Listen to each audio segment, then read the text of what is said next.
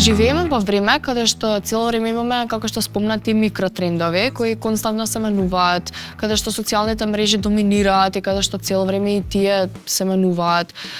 Кажи ми, како успеваш низ сето ова да останеш автентична и како ова ја менува твојата работа? Види, на мене лично не мислам дека премногу ме влијае. Социјалните медии не мислам дека имаат некое огромно влијание во однос на трендовите. Сепак сум растена во модата и малку пообјективно ја гледам и покритички.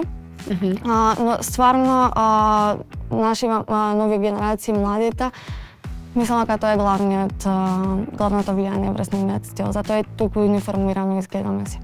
Исто го каже и Сергеј Варушлија, сега ќе те прашам за тоа. Јас претходната година снимав епизода со него и тој мене ми кажа дека ние сите личиме исто. Значи дека сите се облакаме исто, никој нема некој свој автентичен стил, така да кажеш слободно ако имаш некое додатно мислење за тоа. Види, со Сергеј не се слагам само со ова, туку и со многу други работи што ги има изјавено. Он е единствен моден критичар во Македонија. За жал треба да има многу повеќе.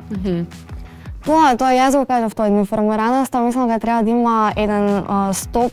Например, кога ќе се навратам на некои разговори со мајка ми во 90-тите, они имале панкери, шминкери, романтичари. И сите тоа ми прави да имам носталгија за на време што не сум ни го живеела. Навистина се надам дека ќе почнеме малку похрабро да се облакаме, повеќе да си го истакнуваме нашиот карактер преку обликата. Ама тоа треба да ставиме да видиме со време. Низ град со Кики